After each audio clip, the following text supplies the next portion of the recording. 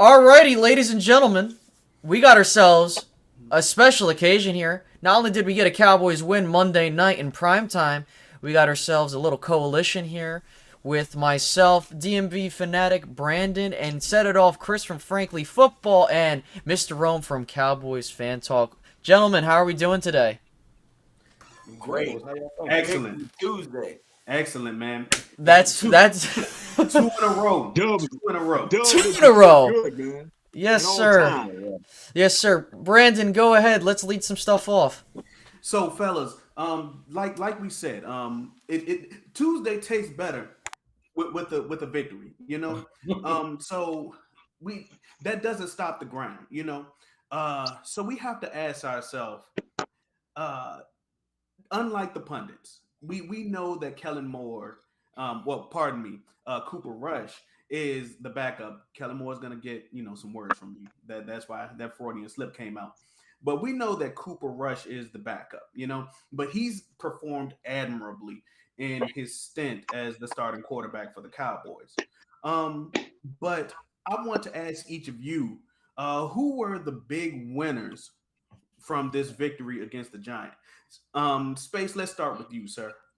Me personally, I think the biggest winner for this team, if I have to give a game ball out, man, I'm gonna be honest with you, it's going to C.D. Lamb. He really turned the script on us for like first it was like what the hell's going on, and he was the reason that crucial fourth quarter drive came to be. He had four catches for almost 40 something odd yards and that one handed touchdown grab that put your team ahead and really honestly sucked the momentum away from the Giants. Now, Yep. with that being said, it's a bit of a perplexing thing because you could actually throw this game ball out to many guys. Micah with what he did on that side of the ball, DeMarcus Lawrence. But the fact Dominated. but the fact is that CeeDee Lamb had the crucial fourth quarter. I almost forgot that 4th and 4. He caught that thing and made up for that one drop. And I know Yeah. that many people are still mad at that. Hey, listen, I was upset with that, man. You should have definitely been popping off for this game. He got the targets. He had 11 targets. He had, I think, 7 or 8 catches for 80 something odd yards in that tutty. I'm very pleased with what Lamb did, but he still got a lot of work to go. But I think this was a big wake up call, and I think that he got that little bit of taste. I'm hoping that translates the next week. Mm. See, I'm intrigued that you said CD Lamb to start off. But I like the energy. I love it. DMV, please, next up for us, sir. I'm gonna say Demarcus Lawrence for me got the game ball. Micah Parsons was seeing a lot of double, triple teams, a lot of chips and stuff like that. And D-Law definitely stepped up to the plate and offered him a little bit of help. I guess maybe he felt a little bit of disrespect. The fact that you guys will single me, not double me, not chip me. I need to go out and make a play. And you know, this he still could have had a little bit. He could have had more sacks, but I think that he definitely stepped up to the plate and got a game ball. Absolutely, definitely. Rome, how about you, sir? I'm giving my game ball to the trenches, offense and defense, because Mm, this whole thing ain't moving. These two wins don't happen if our trenches ain't doing what they've been doing. You know what I'm saying? The defensive line been playing ferociously. It ain't just Micah. That when Micah draws those double teams and those chip blocks and takes up 2 or 3 players, the other people are responding and getting it done. And our offensive line been playing flawless for what we've been dealing with. You talking about an offensive line that had to get pieced together with duct tape and hope because we ain't know what Tyler Smith was going to be. Um, we had Matt Fornock in there for majority of the game, but you got a 40-year-old coming off the bench playing 14 snaps and immediately paying dividends. Like Jason Peters is a house. You know what I'm saying? And he clearly made some holes. Terrence Steele has been playing way better than anybody's giving him credit for. They've been keeping Cooper Rush clean. I know they couldn't keep Dak clean, but you got to give the offensive line a little bit of time to gel. That smacking them out week one definitely got their mind right. But from Hendrickson to Ojolari is a decent pass rusher. I know Thibodeau's young in the game, but the reason why I gotta give him credit and why this game works is because Wink Martindale's calling card is blitzing. And for all the blitzes he sent last night, they blocked it up pretty damn good. So I gotta give the game ball to both sides of the trenches. I'm not hating on CeeDee Lamb, but CeeDee Lamb can't make a catch if Cooper Rush ain't clean. And Cooper Rush ain't exactly Jalen Hurts. He's not creating nothing if you can't keep him clean. So the fact that they're able to keep him clean, because one of the biggest question marks going into this season was the offensive line. So if they're able to keep him clean and playing with continuity and confidence now, it gives me confidence for when Ford get back in a couple of weeks. It gives me confidence in his run game and the trenches on the other side, man. That defense is playing ferocious. That defensive line, we lead the league in sacks. I can't really say much more than that. We're leading the league in sacks and I think pressures. But a nice round, I think, 13 or 13 sacks on the year, and they can't do what they did last year. They can't say we're an opportunistic defense this year. We've held 3 teams under 20. We've held 2 legitimate great quarterbacks, Burrow and Brady, under 200 yards. Well, Brady had 212. But that's pretty good against Brady. And that's before all his receivers got hurt. So, game ball to the trenches. Absolutely. And I love it. Big guys never get their respect. Chris, round it out for us, sir. What do you think? So we didn't give it to CeeDee Lamb. We didn't give it to the trenches. We've given it to everything. I'm giving it to the people who's been the most maligned people since last year. And that's the coaching staff. I'm giving it to Money Mike and for the graduation ceremony for Kellen Moore. This has been masterful. You turned around. You went from seeing reverses, double reverses, the hitch play on the third snap of a playoff game to being a football team that is balanced. 31 rushes, 31 passes, 30 rushes. The distribution of running between Tony and Zeke, no one can complain. I mean, you get the explosion with Tony, you get the power and ball control with Zeke. The passing game, everybody's eating. Peyton Hendershot's getting some looks. Noah Brown looks like a guy who we like, where the heck did he come from? I think CeeDee got that blood in his mouth. And I think, I don't want to liken it to a great, but when the light, all of us have been in a fight or been in a game or something, and we've had all the ability to do it, but something happens and the light turns on. And I think the drop wasn't it. It was the confidence to go back to him on that 4th and 4 and him getting rocked, catching it and making the first down. I think that was huge for him. Noah Brown has finally gotten the opportunities and he showed.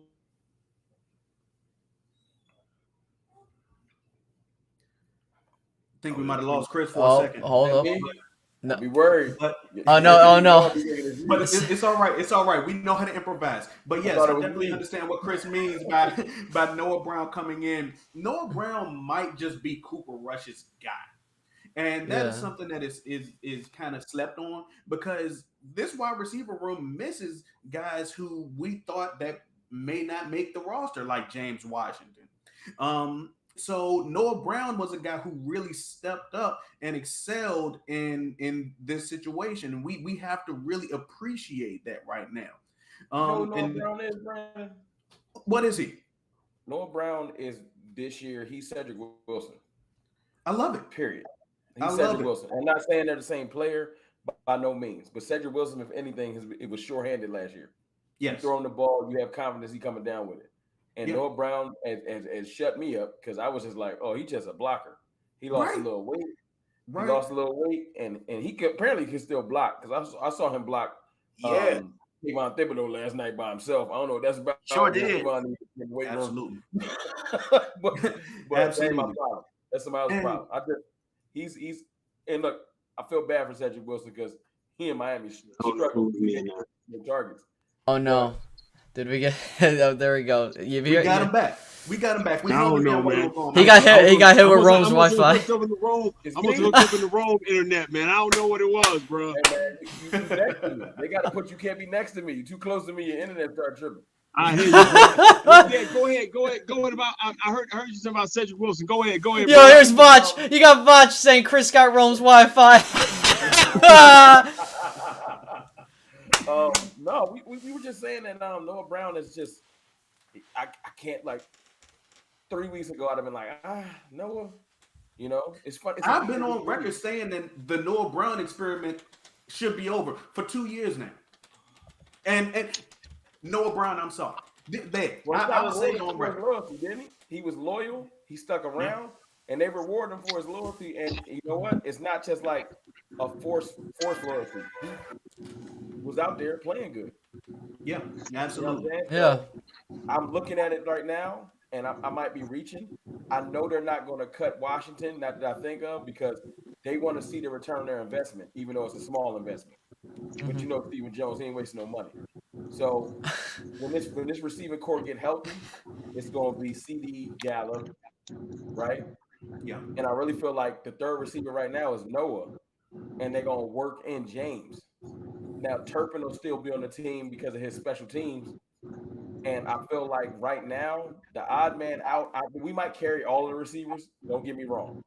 But the one that might be furthest, that might be, because I could be completely wrong, is Simi right now. And it's not because it's Simi and James are going to be battling for that back receiver.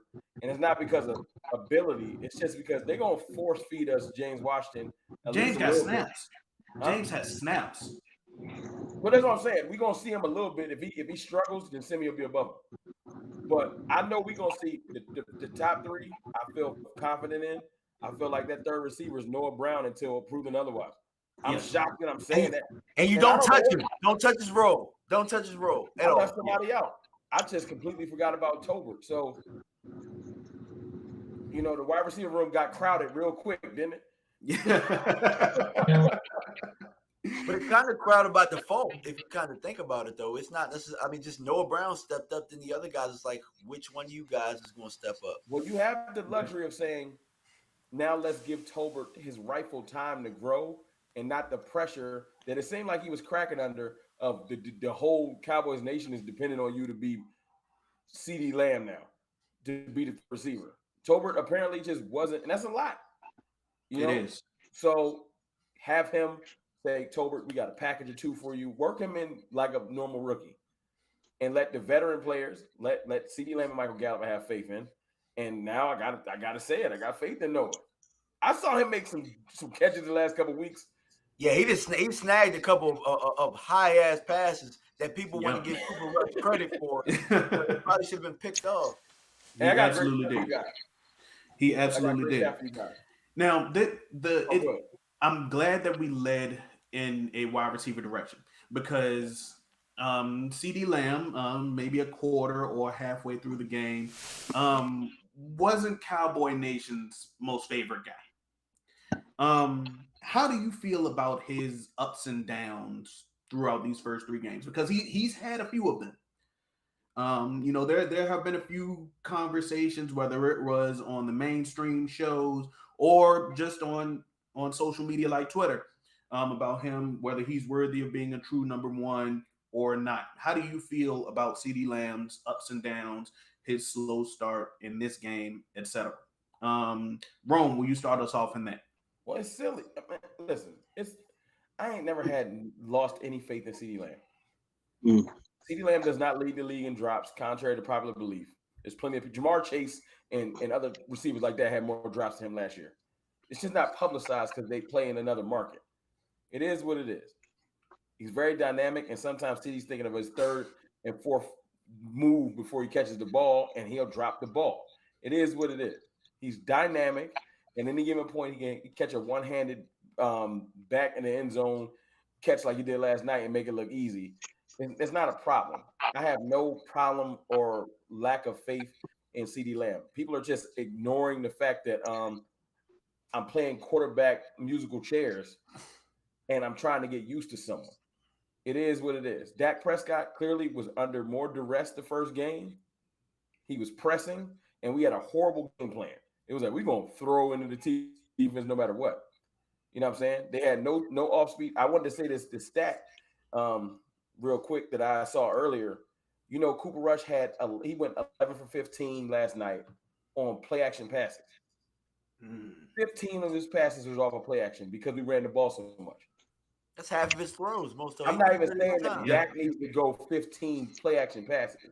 I'm saying that someone has gotten, since that first week of embarrassment, someone was talking to Kellen. I'm pretty sure it was Mike. Nobody want to give it to Mike. But someone was talking to him not just about balance, but about an actual game plan. In the last 2 weeks, I've seen a game plan.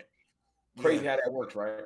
So CeeDee Lamb is benefiting from what most great receivers benefit from: good coaching and smart game planning. That first game was just like, man, I don't care how many people on you. Dak tried to throw the CD with three corners on him.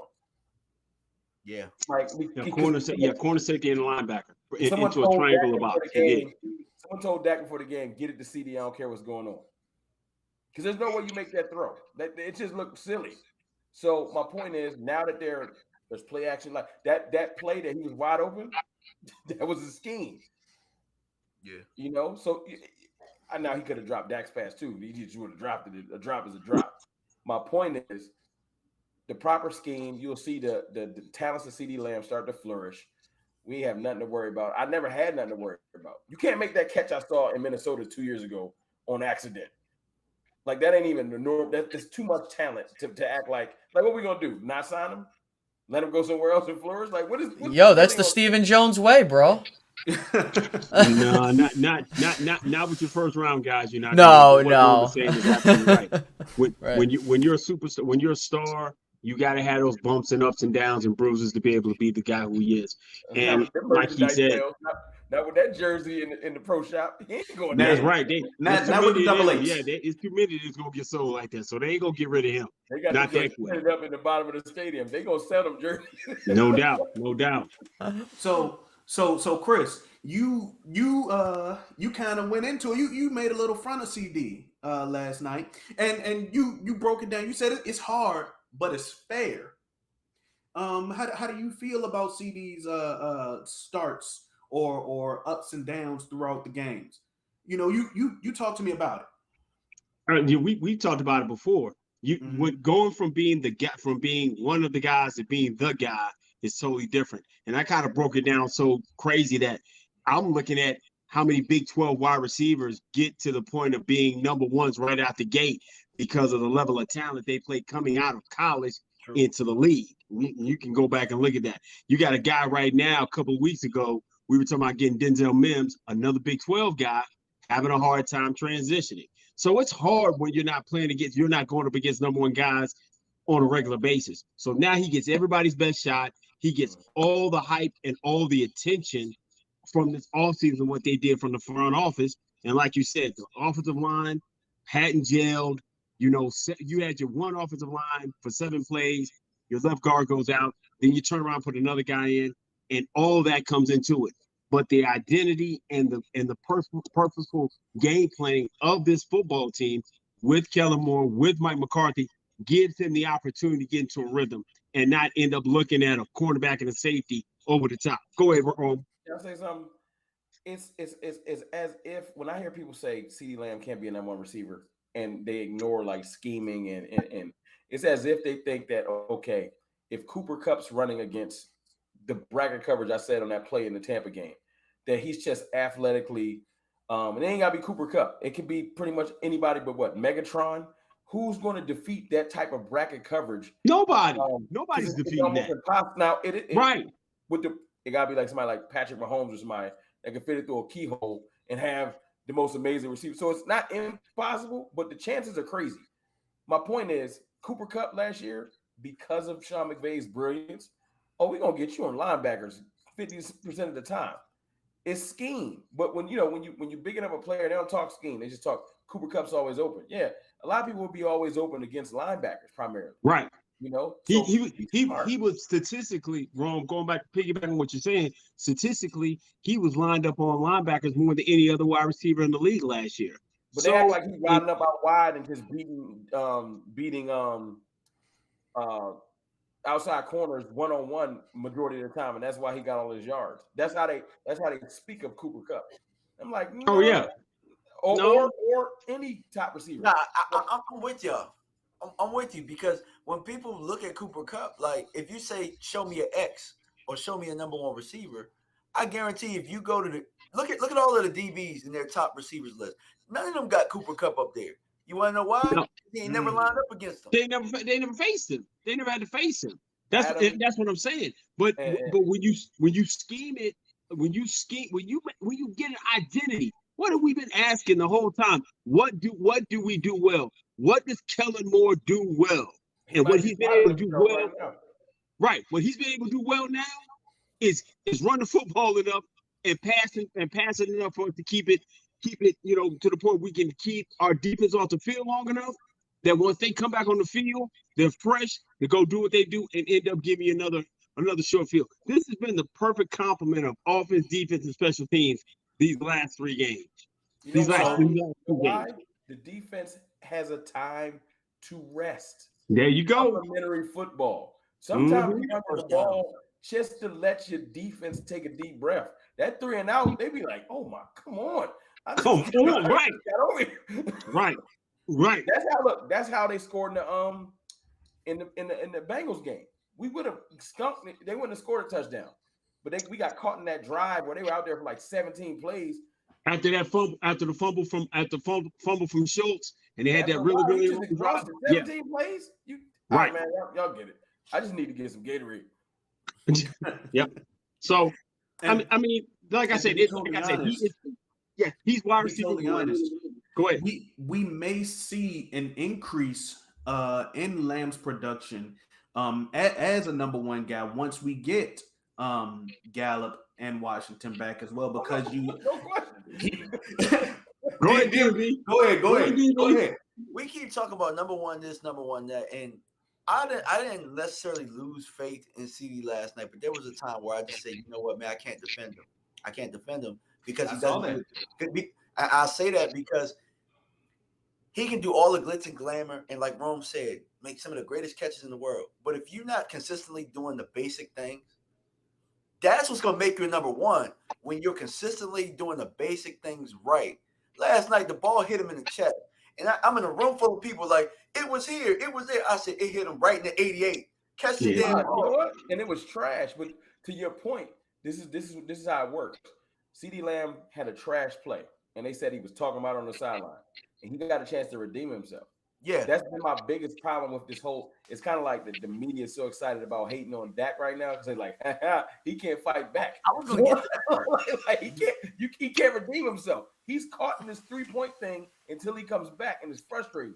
CeeDee Lamb got a chance in the second half to say, "All right, let me show y'all how I give it up." And on that one drive, he had to make everybody swallow their words. You know what I'm saying? Like he got a chance. He showed me, like, okay. But you want to know why he maybe stepped it up?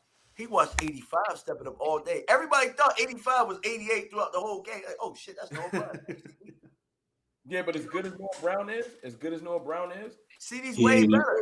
He still just does not have the talent of Lamb. I want to add this too, because this is another element. I'm not saying this is an excuse, but I think a lot of people don't realize is Lamb's super goddamn young. He's 23.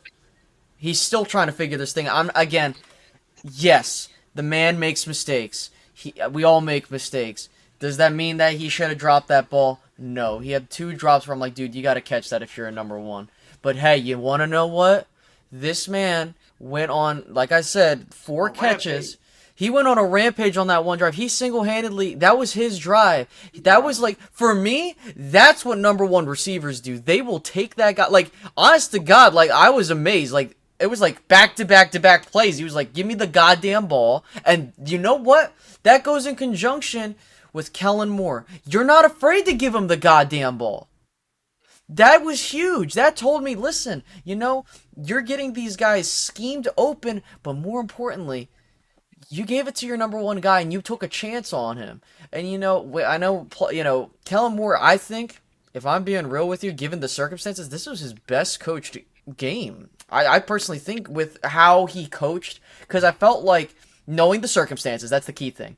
Knowing the circumstances, knowing that, okay, you had one game plan that worked the first week, but it kind of tapered off, and kind of moving into this direction. And I want to speak on Chris's point. I got to give a huge shout out to Mike McCarthy. This man is doing what Jason Garrett should have done with him. Listen. Money Mike.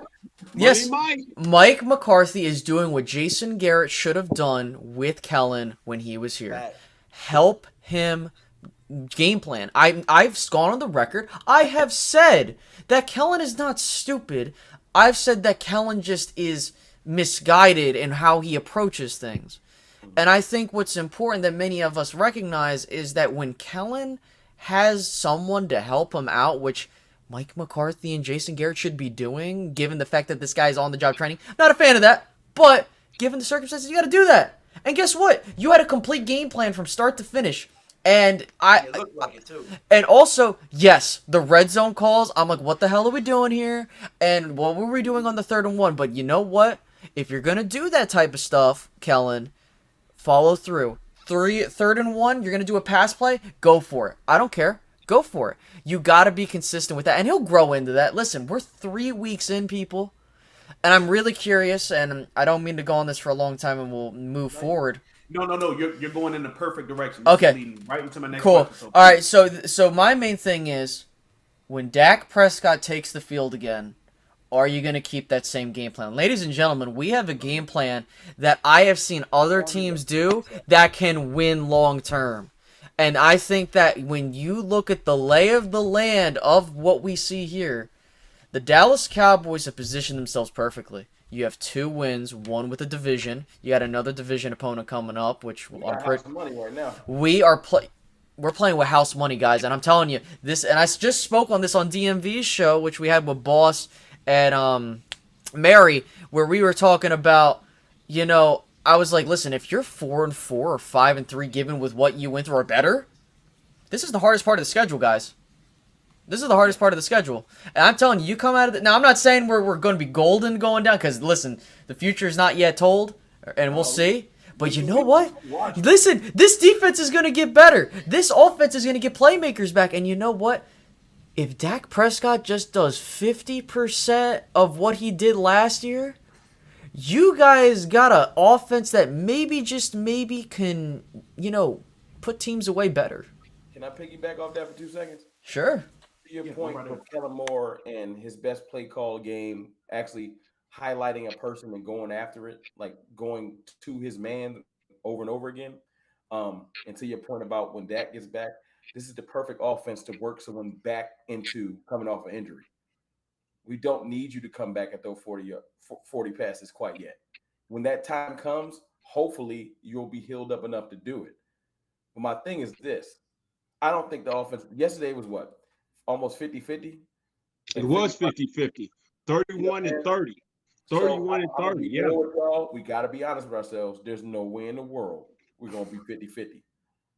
But I'll take 60-40 because I haven't seen that. Our offense usually is 80-20. Yeah, you're right, Rome. If I can get 65, 60-40, 65-35. Compromise. Huh? Compromise. Yeah, you're not going to get, look, we're not going to get 50-50 unless, or they got to prove it to me for me to believe it. But if we get 60-40, that's, the first game, what we gave Zeke? Like 8 carries, 10? Something like it. 10, yeah, 10. Like a carry. Like, if we can get 20 carries with a healthy Dak, 20 carries is like the money line. Like, when we get to 20 we had 30 carries this last game. We got 176 rushing yards. I would love to see that. I'm just saying. I know when Dak comes back, they're going to lean past a little bit more. Yeah. They are. But I don't think that you should ever lean back to look what Josh Allen did this week. They OD'd. He threw like 60 passes. Right. Right. 64. We do stuff like that sometimes because Kellen Moore get pass happy. Run the ball, and sometimes you're not running the ball because, as Jason Garrett said, he said, sometimes I just run it. I don't even plan on getting yards. Because Jason Garrett had to talk. He was like, I'm complimenting the football no matter what. So you use Zeke to punish their defense, wear them down for Pollard. It should all be, it's like a symphony. I hate to sound cheesy. I'm just saying everything should work with each other. So you using that bruiser and the running game, you're saving up because Micah Parsons and them need a little breather. And then at 11 to 15 of play action is crazy. But if you get me 8-9 play action passes for Dak a game, he gonna eat. He gonna kill people. Great. Brent. I'm glad that you basically answered my next point. Go ahead, Brandon. Rome, and you led perfectly into a space. That's why we work so well together. So this really was my next 2 points. So I'm gonna lead with a 2-parter, and I'm gonna lead with you, Chris. has Kellen Moore redeemed himself in your eyes? And B, do you think that this formula will continue to work for the Cowboys even as they get healthier? Chris, start us off. Of course, he's redeemed himself. He's done what I begged him to do, and what many Cowboy fans have asked him to do for years. Give me an identity. Give me something I can lean on. So definitely he's redeemed himself. And it has to work to go forward because I think you become more explosive as you get healthier. You get Gallup back because he's not going to come back Michael Gallup of week 10 or 12 of last year. He's going to work himself in and get better. Washington's going to get better and healthier. Noah Brown's confidence is going to grow. And I think this is all going to work. You know, your Peyton Hendershots and your daggum Jake Ferguson's. It's all going to congeal together. I love him. It's going to congeal together like a roux, like a great gumbo, like we talk about. And you're going to come out at the second half of the year when it gets cold, and then you got to be physical. That offensive line is going to be moving and grooving. You're going to have your waves of the defense where guys are going to be able to get out and come in. I hope you go into this defense because I just hope you go to the defense, and I'm going to get out your way. I think this thing is it's simmering to get to the point that this thing is going to be delicious at the end, and it's going to be the team we've been longing for years as Cowboy fans. That's why I love it. Our team is building. It's usually our team is super hot and rolling. We are building on something. The team Character wins. Right. The team you see in November. Moral victories. You know what I'm saying? We building on something, man. That offense is gonna look different later in the year. It's gonna have to. Absolutely. Space, what do you think? I personally think that I need to see what he does with Dak back before I could say he's fully redeemed himself. I'm not saying that he's not going in the right direction. I'm giving him his praises like I just did. The guy has something, and he's got something good. We have a formula that historically has done good in the later part. You have your guys on offensive line. You have the weapons to work with. And you know, as much as I love to be the face of pessimism in Cowboy land, a lot of it was because we had so many question marks that needed to be answered, so I didn't know what to expect. Now that all these question marks are being answered, and they're being answered super positively or positively enough to where I'm having satisfaction watching the games, I think that if you go into this next game, right, I don't know if Dak's going to play. Let's just hypothetically say he does. I don't think he should, but let's say I don't know. Let's just say he's ready to go. I don't care. Whatever. And you see what we've seen from Kellen Moore beforehand, we're going to have a problem. We're going to be like, listen, you're regressing. You're getting back to the old ways that have not worked for this team. However, let's remember, this identity worked through weeks 1, well, arguably weeks 2 through 7 last year. And this formula, and here's the key thing, the only thing that's missing from this team than last year's is the explosiveness of the offense. I personally believe, I love what I'm seeing now. Yes, we got to get used to winning these close games because sometimes the playoffs go like that. If we do get there, but this is good experience. Think about it. We went through 2 games where we had to close these things out, and the defense had to close this thing out. And well, of course, on the Bengals game, we know what happened, but this is why it's important to have this experience, because you know what's going to happen when you get into those situations. You're like, hey, remember when we played this game and we did this? That's what we got to lean on. Help you then. Yeah, exactly. And so, I mean, listen, having good execution that leads to blowouts, that's great. And I think that you, as a team, have a defense that's getting better. You only let up 3 touchdowns in 3 games. And I ain't never think I was going to be able to say that. And think about it. You lead the league in sacks. Guys, you want to know, and I think I remember touching up with this on a show we did previously. You know how hard it is for defenses to translate from year 1 to year 2? It's difficult. And the Cowboys are doing it. So to end this whole diatribe, I think if Kellen Moore can apply this same game plan like he did before, and we've seen him do with Dak Prescott, we're good. I think he's fine. I'm telling y'all one thing. I'm gonna tell y'all one thing, man. I know what the media like to do with our quarterback, with our coach, but and then with that linebacker. look, respect has to be Yeah, paid, trying. man. I've watched this man lose his quarterback for humongous stretches, and I've watched Mike McCarthy rally this team. I don't know. I know they hate on the mojo moments. I know people think he can't manage the clock. I know one thing. We win in games with Cooper Rush, and that's not no fight to Cooper Rush. But everyone was just like, we were saying, bring in anybody. I think people was calling for Will Greer. Someone had to co-sign off. Hey, I was here. Listen, Listen, but hey, So you got to give. Look, I know you don't. Look, man. Somebody's been the CEO. He might not be calling the offense, but he making some right moves. I told you his special power is empowering his generals. Because he yes, empowers Bones. He empowers because a poor leader gets in the way of your generals and don't let them use their skill sets. See, if Mike McCarthy was a weak person, he would be hating on Dan Quinn. I ain't never seen him do nothing but big up Dan Quinn because he knows how great of a coach he is. The story that I heard is that he said, "Nah, I want you to come back. I ain't jealous. I don't care about what they talking about. I need you," because he know how good Dan Quinn is for his team. Didn't he have Dom Capers as a defensive coordinator at one point? yes, he did. He did for a He long did. time. he And did. I want to add this too, real quick, guys. I'm not sure if I mentioned it, but if I might have mentioned it on the previous show, I did. But I'll say this again if I did say it. Oh well. I know Vach has said, and I have preached this. When Mike McCarthy came in, we're not asking him to be best coach of all time. We are asking you to be better than the previous guy.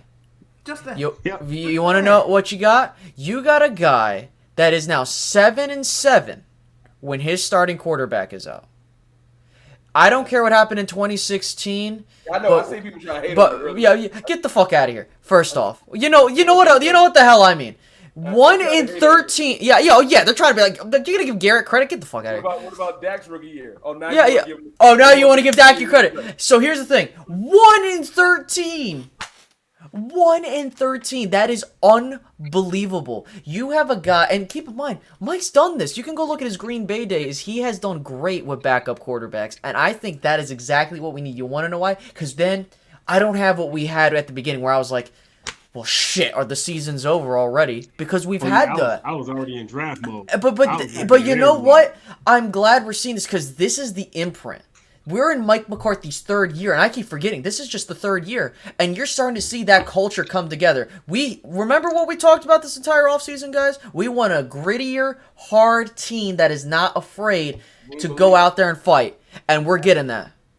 Hey, look, Absolutely. ain't you proud of your team? Jerry Jones is trying his best to mess this team up. Like he wake up every morning like, what can I say today? He's just like, You know, and bro. you gotta be proud of Mike. Mike came out. It's like Major League.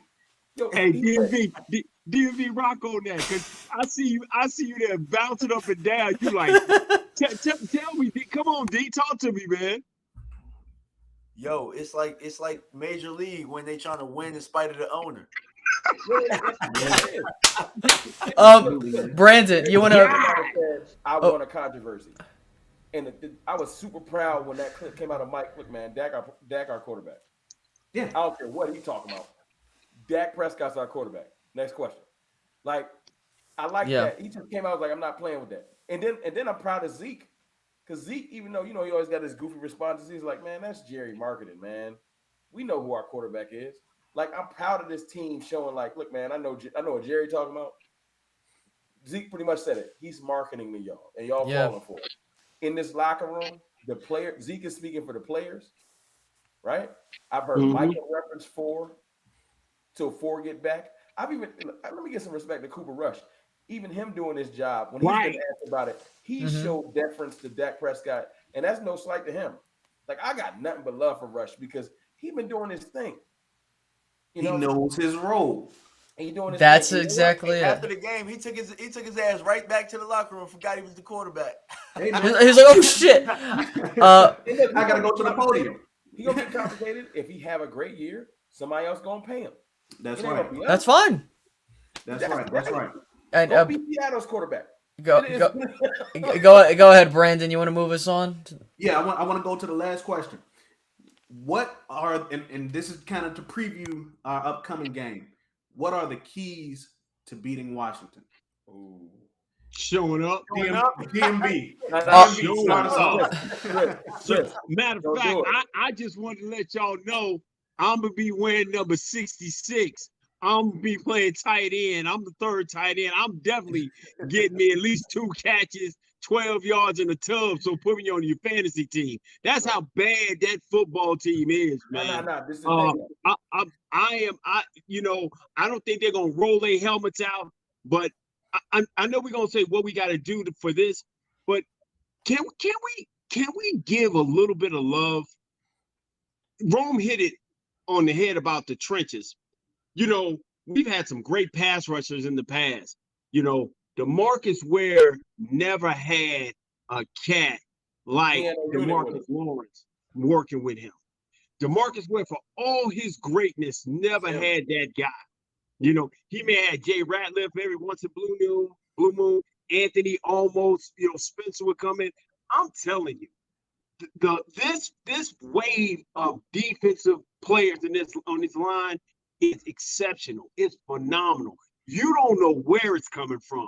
It could be Bohanna, it could be Osa, it could be Dorrance, it could be Law. Huh?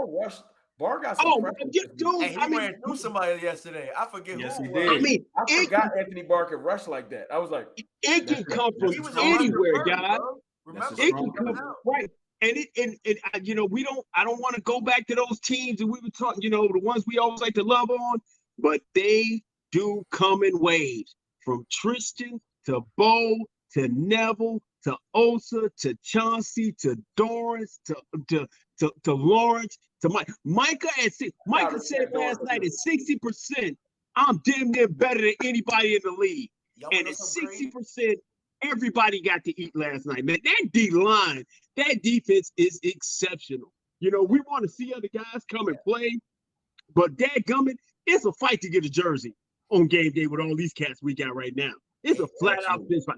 I mean, Dante Fowler, when he gets his snap, he's making plays, man. Dude, we have not had that. We had 25 pressures yesterday. Was it 25? Yes, sir. And what was it? Holy shit. How many times did he throw the ball? 7 sacks. Listen, DeMarcus Lawrence, 6 one of the best left tackles in the whole league. When we talk about pressures, okay, everybody say, "Oh, well, that's the Giants." We just did that the week before.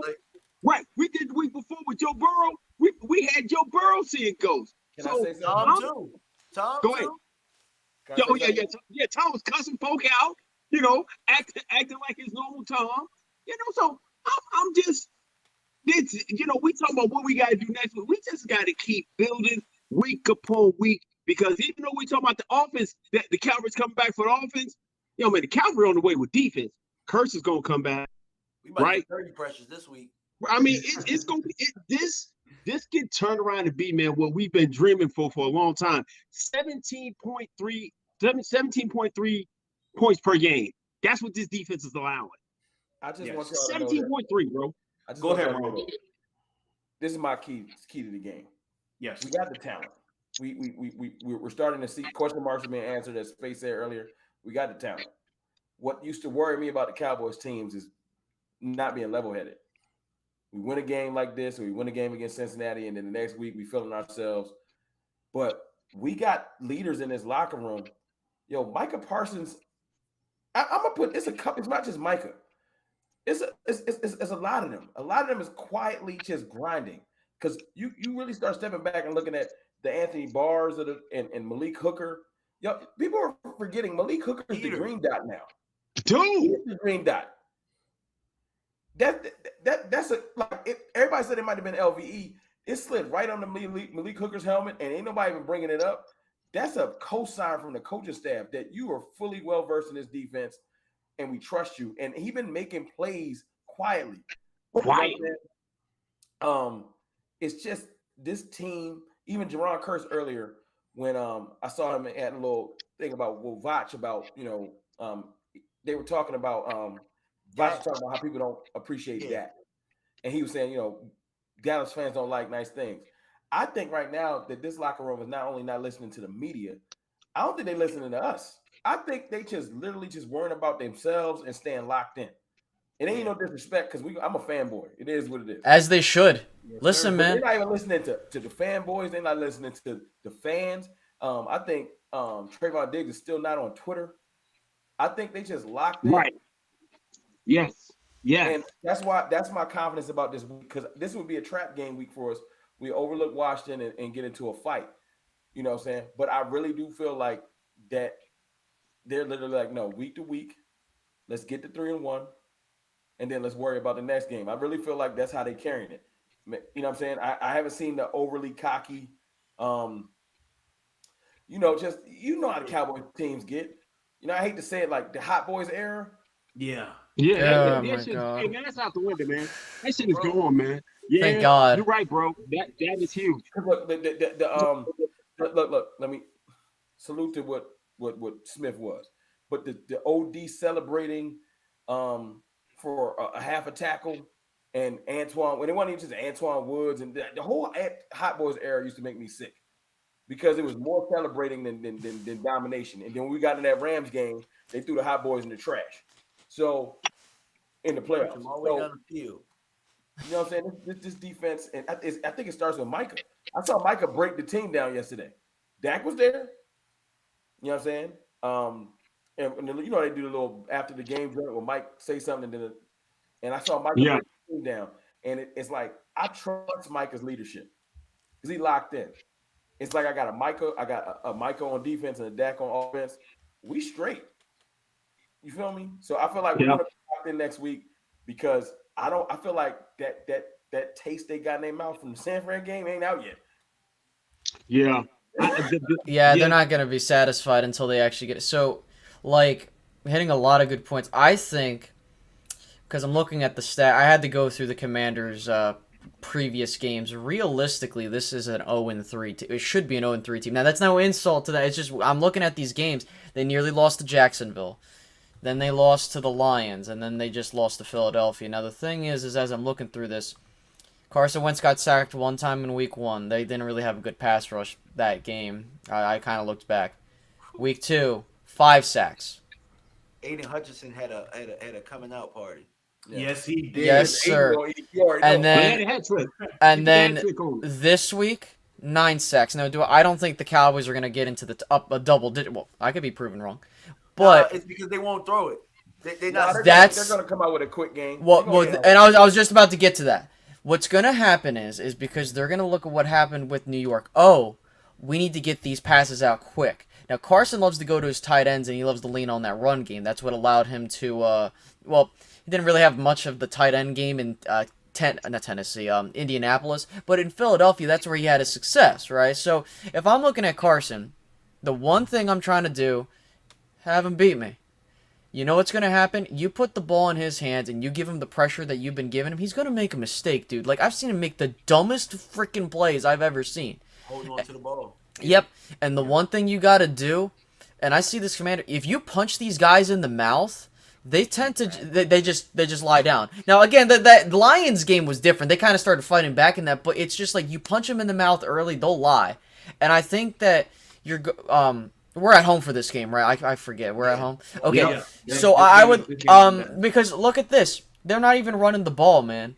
They're not. 85 rushing yards, and then they had 85 rushing yards, 88 rushing yards. Bad, though, because right. Was having a good I was gonna get to that. Last week. That's my point. Is they are getting away from the run early. That's why if you punch them in the mouth early, do not give them that ability to run that damn football. Don't.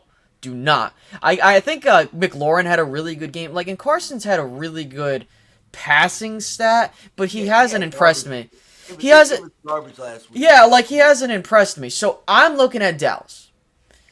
I'm just gonna say, this is one of those games where it's if you lose, okay, I'm a bit irritated because you lose to Washington. But guess what? If you win this game, you're 3-1, 2 division wins in your back pocket. You got the Rams on deck next week, and if you play you kind of have to also think about it this way too. If you're the Cowboys, and I'm not saying they should do this. If Dak is hey man, I could play, but it's not gonna. Don't play him. Do not. I'm no. But if he's ready to go, play him. because because I'm not. Why would you want to start his first game versus Aaron Donald? Well, then again, who knows? Who knows if you're? This game will be won. This game will be won. Guard, center, guard. That's where they're weak. Yes. They got the two Yes. old guards that used to play for his Panthers team back in '88. I'm telling you right now, guard, center, guard is the weak link. They're going to be sending Micah A gap. Also, Digizua going to eat. Bohanna going to eat. Neville going to eat. It's guard, center, guard. That's where they're weakest. And when they try to start keeping them back in the chip, that's when that edge is going to open up. So either way, because you got to think, the next 2 weeks, we got weak offensive lines. That's why the Rams are struggling. Yes. It ain't their offensive line is weak. So that look, and Matthew Stafford ain't fast, and neither is Wentz. I think that's the one thing that I think that you getting the taste of Daniel Jones, a running quarterback, in your mouth is going to help you down the road because guess what? You're going to have to play Jalen Hurts and them boys in week 6. Week 6 you got, Yeah, and so here, and I'm the same identical guy. Mm-hmm. Exactly, and I'm here. Listen, and I'm gonna just say this right now, guys. Like, if this team is 3-1, we're keeping pace with Philly, or we're tied for the division lead. I think we would take first place because we'd have the 2 division wins if we're tied with the wins. I'm telling you, man, this is gonna be something that you want to do. You listen. No one expected Dallas to be in this position at all, and you are being here. I don't want to hear this shit like oh, they're 3-0, they're doing so good, they're the best thing. Don't give me that shit because they weren't giving us credit back in 2019. Okay, so you got to match after week 1. Exactly. So I don't want to hear it. So here's I heard them give them nothing but praise for beating Washington, and then Look, bro, in the same segment they'll say the Cowboys just beat the Giants. When Washington is now 1-2 and the Giants are 2-1, but somehow that win over Washington is more impressive than the one over. You can't listen to the media because they be tripping. Guys, I want to say this real quick, and then I'll pass this off to DMV so we can get some stuff in. The one thing, and I'm gonna keep a big eye on this because we're getting close to that big division game in week 6. Because listen, we got to keep an eye on it. I'm watching how Philly does in the second half.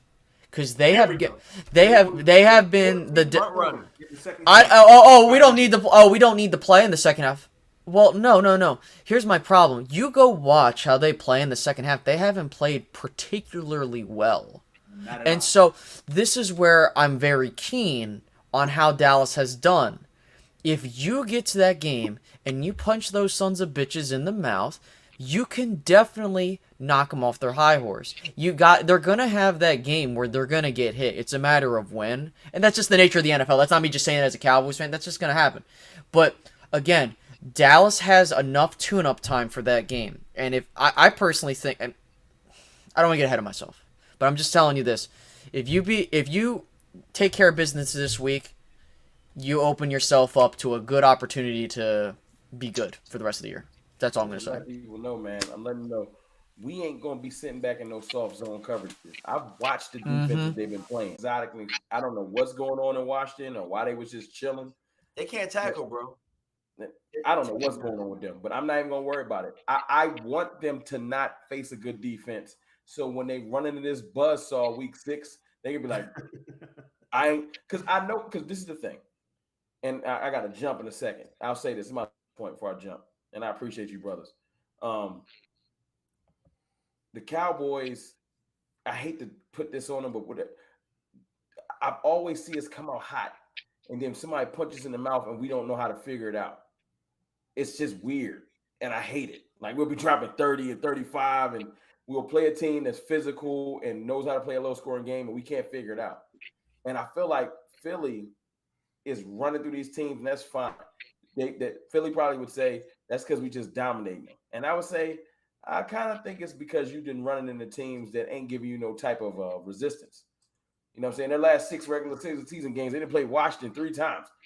It's 3 times, bro. You know what I'm saying? Man. And look, and 3 times Washington. You got a Giants in there. You got a Vikings in there. So none of them games are physical. None of them. Prime time Vikings at that. My point is, you're gonna run into a team like us that got an attitude problem. You know what I'm saying? We've been hearing that we might as well just hang it up since the beginning of the year. I know our players. If I know our players like I think I know them, they can't wait for that game because that's going to be our coming out party. So let them keep getting the accolades. That's why I haven't even really been hating on them.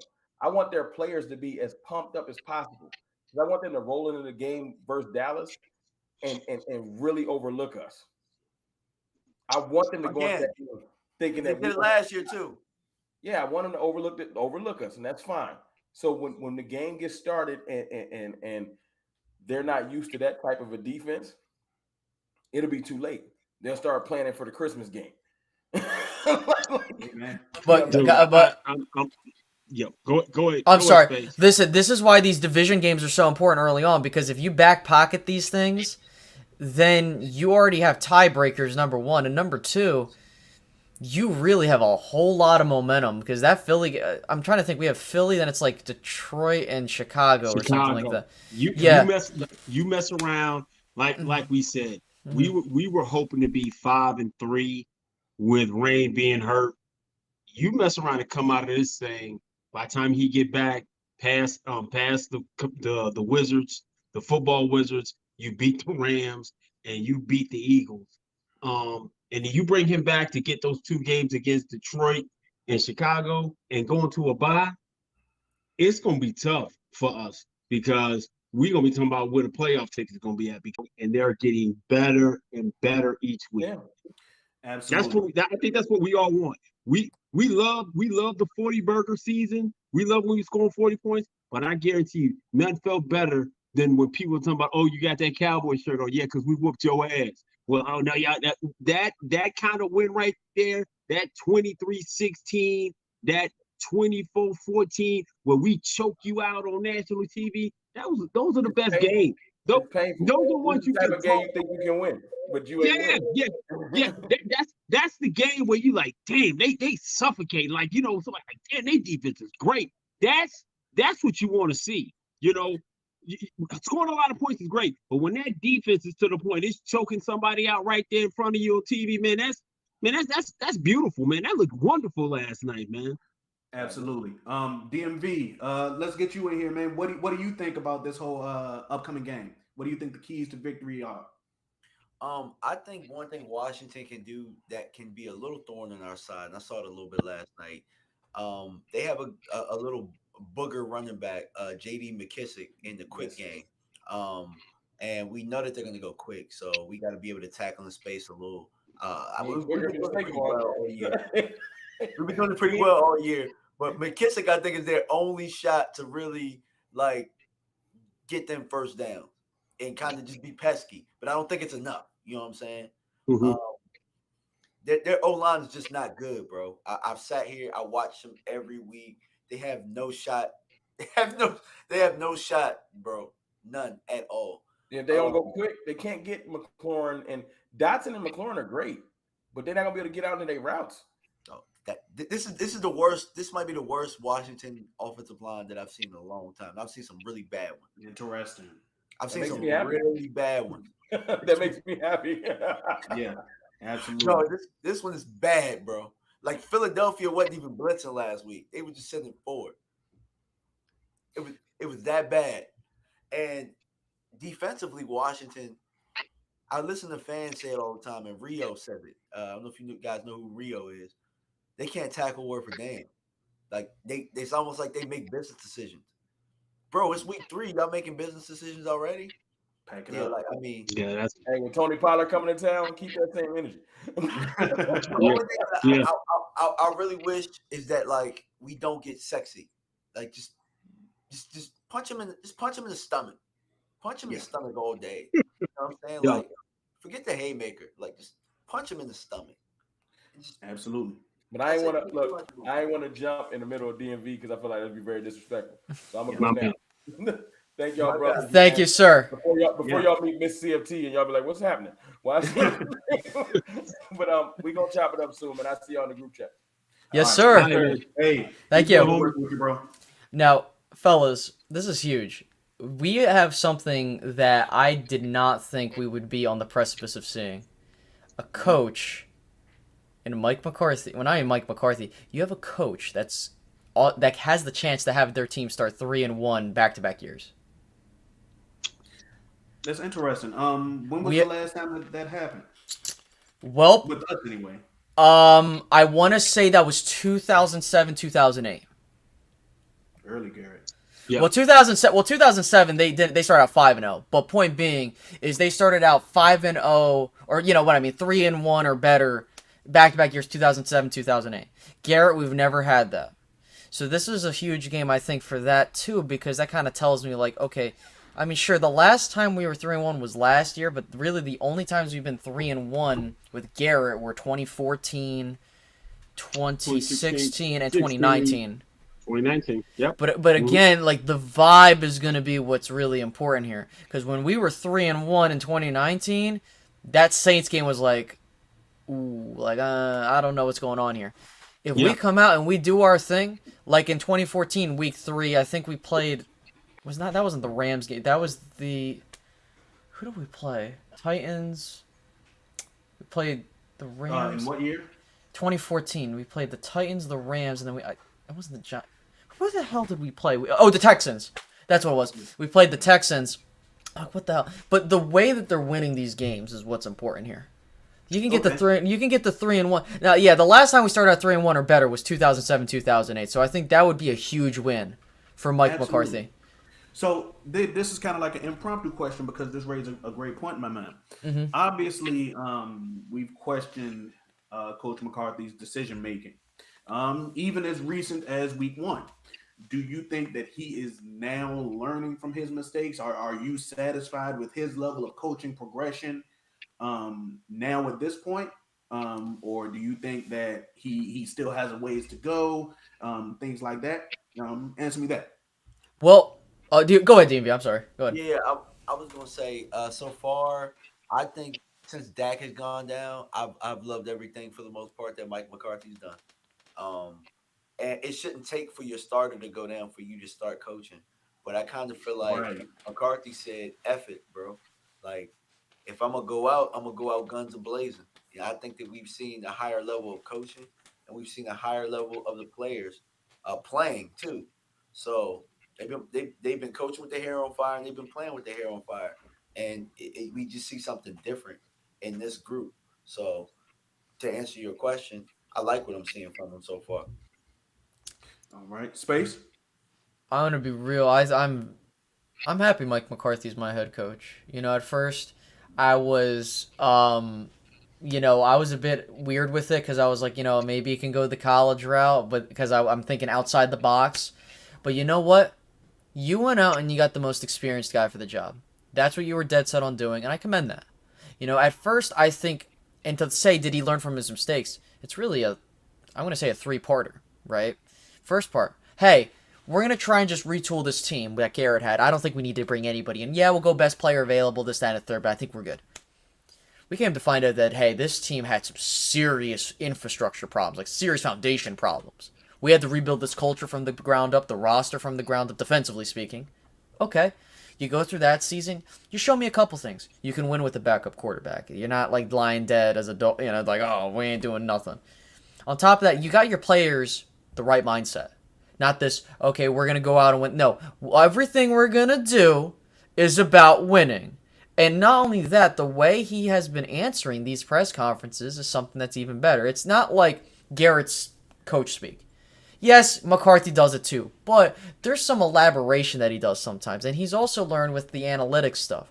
If you look at his tenure with Green Bay, a lot of the times he wouldn't do some of the stuff that you would see here, right? He had Dom Capers, he should have moved on from years ago. I think him understanding that assignment of, I need to get the best guys in the room, not get guys that I'm friends with. I mean, he learned from that with Nolan. He kind of was like, so there's that. Then the second part is, hey, listen, you know what?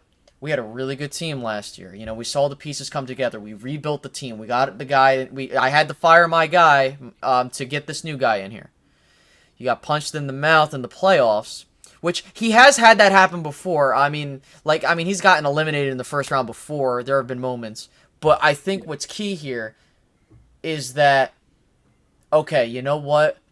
I want to build a team that's physical. There are things we need to do. Now, the front office has made questionable decisions that maybe have his hands tied. But yeah, now, definitely. Yeah, but you know what he's doing? This team's playing for him. He's winning with a backup quarterback. He has been, in the last 3 games with a backup quarterback, he has been undefeated. Mike McCarthy, I think that this is, and I said this is going to be the year we're going to see what we got in him. And I think that if this continues, I think it would be a mistake. Even if we lose in the even if we get to the playoffs, we lose, whatever the case may be. Again, the story will be written, and I will have a determining factor of what I'm going to say. But if we continue this way and he's gone, that's going to be a massive mistake by the front office. Interesting. Chris, your thoughts, sir? I'm a Mike McCarthy guy.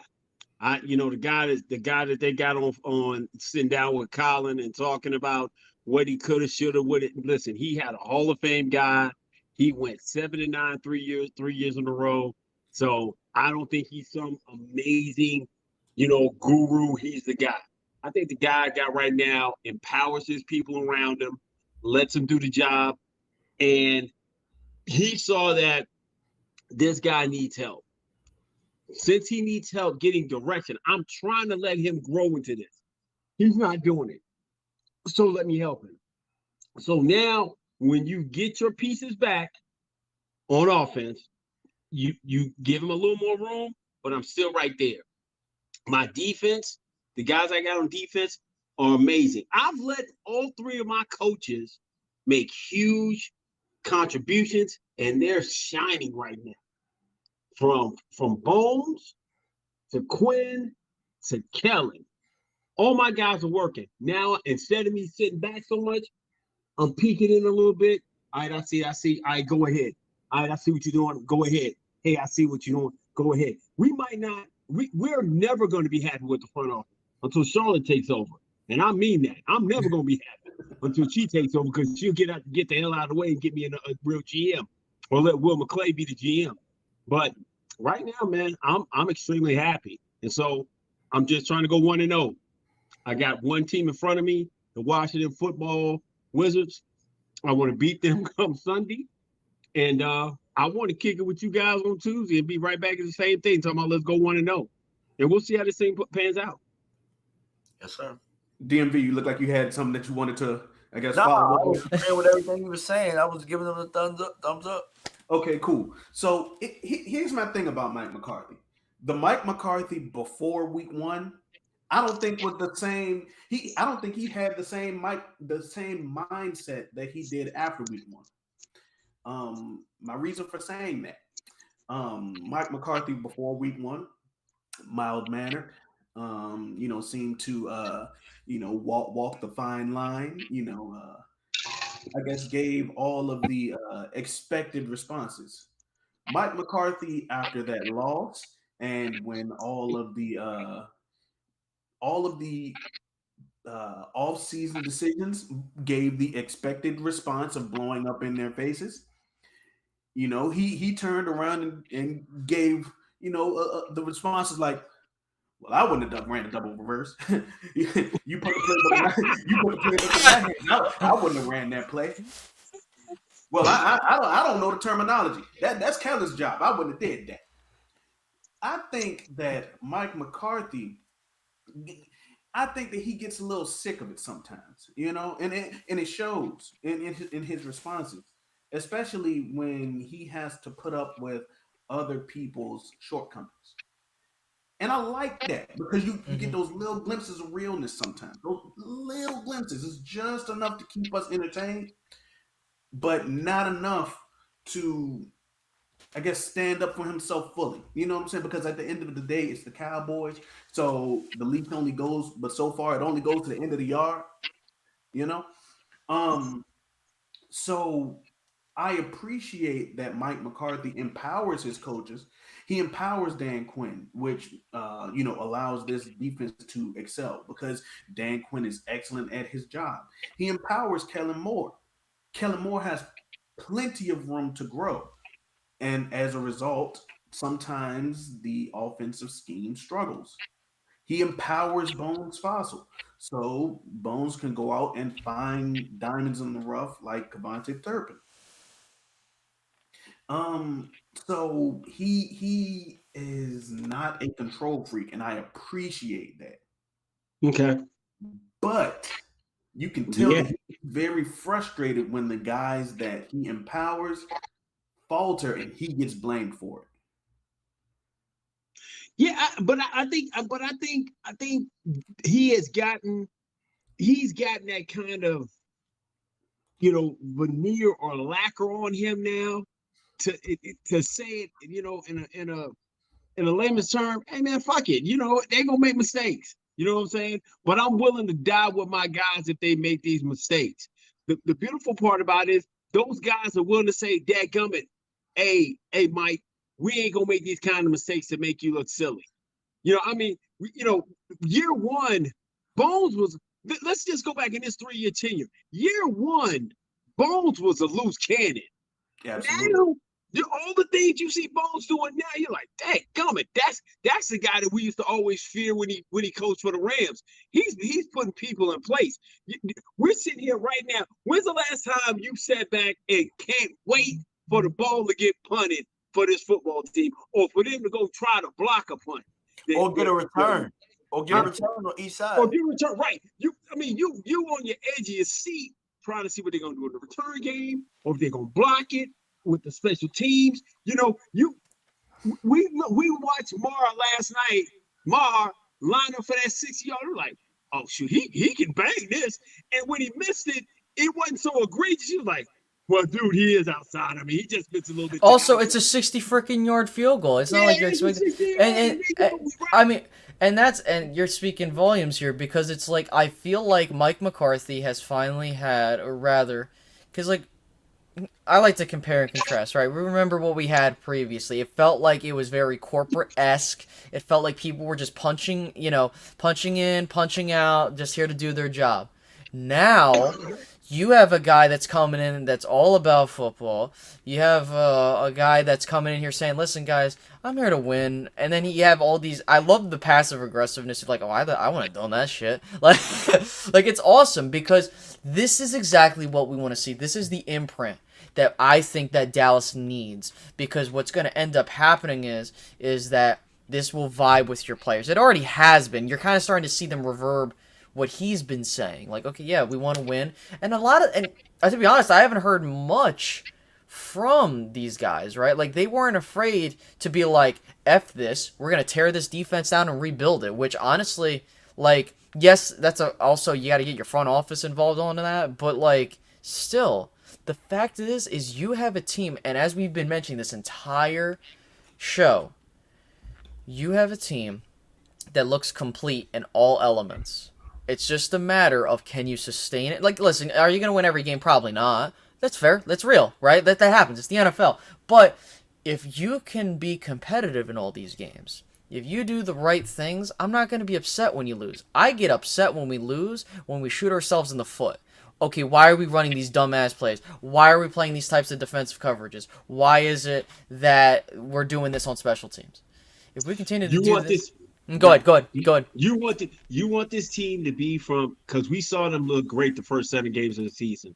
Mm-hmm. You want this thing to continue to build, that when we get to October, when we get to November, December, that they're still continuing to picking up speed, and they're looking like that squad. When the different things end up happening, hey, somebody's not feeling well, somebody's not playing the best, that they're able to grind this game out a certain kind of way and get those wins.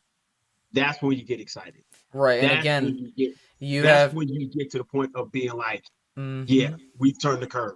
We turned the page of being the often talked about but no result Cowboys that's what we're looking for. So, like we said, probably 2-3 times, let's get 1-0 this week and go. Exactly, because you got some litmus tests on this schedule that will really tell. Because remember what happened last year when we lost Arizona? Everyone kind of was like, "Oh shit." Oh yeah. God